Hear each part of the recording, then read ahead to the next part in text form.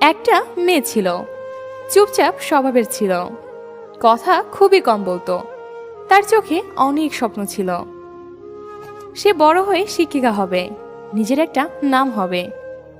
কিন্তু সেই স্বপ্নটা তার পরিবারের জন্য স্যাক্রিফাইস করলো। তাদের কথা মতো বিয়ে করলো। বিয়ের স্বপ্নটা প্রতিটা মেয়েই দেখে। মেয়েটিও দেখেছিল তার রাজপুত্র ঘোড়ায় এসে মেয়েটাকে নিয়ে যাবে। তার বর তাকে একটু ভালোবাসবে, একটু যত্ন করবে। মেয়েটি প্রতিদিন ঘুম থেকে উঠে তার বরের জন্য শাড়ি পরবে, চোখে কাজল দিবে, চায়ের কাপ নিয়ে এসে কপালে আলতো চুমু দিয়ে বলবে শুভ সকাল। মেয়েটিকে শ্বশুরবাড়ির কেউ কিছু বললে তার বর তাকে আগলিয়ে রাখবে। মেয়েটিকে নিয়ে ঘুরতে যাবে, কখনো রিকশায়, কখনো দুজন পাশাপাশি বসে বাদাম খেতে খেতে ঘুরতে যাবে। স্বপ্ন হয়তো স্বপ্নই থেকে যায়, এগুলো গল্পের মধ্যেই মানায়। বিয়ের পর মেয়েটি দেখল তার বর একদম ভিন্ন। মা ভাবির কথায় উঠে বসে। কোথাও যেতে হলে বাড়ির পারমিশন, নয়তো তাদের নিয়ে যেতে হবে। ভাবির প্রতি তার বরের অন্যরকম দৃষ্টি। শ্বশুরবাড়িতে আসলেও মেয়েটির বর থাকতে চায় না। মেয়েটির মন যেন ভেঙে যাচ্ছিল, বরের উপর থেকে মন উঠে যাচ্ছিল।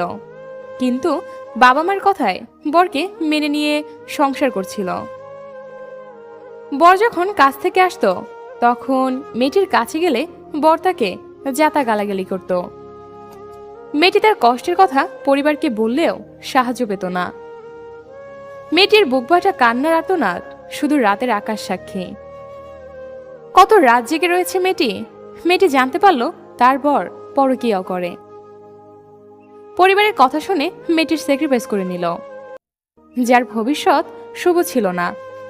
ধীরে ধীরে মেয়েটির বর নেশা করা শুরু করলো।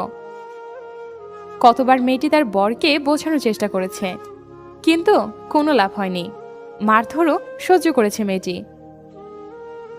পরিবারের কাছে গেলে মেয়েটিকে তার পরিবার বলতো প্রতিটা মেয়ে তার স্বামীর কাছে সব, তাকে ভালো করা একজন স্ত্রী হিসেবে তোমার দায়িত্ব। আমরা কিছু করতে পারবো না, সারা জীবন এমনটা সহ্য করেই তোমাকে বাঁচতে হবে।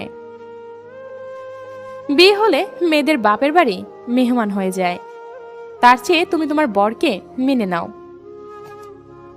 মেয়েটি সেদিনও একটা মিথ্যে আশায় বরকে মেনে নিল। 6 মাস কেটে গেল। এখন মেয়েটি সুখে আছে। তার বরকে সে ভালো করতে পেরেছে। কত কষ্ট সহ্য করেছে মেয়েটি সেটা খুব ভালো করে জানে, আর তার 4 দেয়াল জানে। খুব ভালো সংসার করছিল, বাচ্চা হয়েছিল। একদিন বাচ্চার কষ্ট হবে ভেবে মেয়েটির পরিবার এক কাজের মেয়ে পাঠালো। আরো কিছু কেটে গেল। একদিন মেয়েটি দেখলো তার স্বামী সেই মেয়েটির সাথে ঘষাঘষি করছে। সেটা দেখার পর মেয়েটির পায়ের নিচ থেকে মাটি সরে গেল। মনে হলো এত বিশ্বাস, এত স্যাক্রিফাইস কার জন্য করলো মেয়েটি? ভাবতে থাকলো, তারপর মেনে নিল। এটাও যে স্যাক্রিফাইস বলে একটা কথা আছে। একদিন মেয়েটি তার বাপের বাড়ি এলো। খুব খুশি সে, মাসখানেক পর তার বর আসবে, তাই সে খুব খুশি। সুন্দর করে ঘর সাজালো। বর আসলো। বর এসে কাজের মেয়ের কথা জিজ্ঞেস করলো, কোথায় সে, কেন দেখা করলো না, আরো অনেক কিছু। মেয়েটি আস্তে আস্তে বলল ও চলে গেছে, যেটা শুনে মেয়েটির উপর রাগ ফুপিয়ে উঠল। মেয়েটি রেগে যেতে দেখে সেও খুব ঝগড়া করলো, হিতে বিপরীত হলো। টিকে রুমে নিয়ে খুব মারল। তারপর বলল তোর মাঝে কিছুই নেই, তোকে বিয়ে করে আমার জীবনটাই শেষ। এটাই বলে বরটি চলে গেল। মেয়েটি খুব কাঁদল।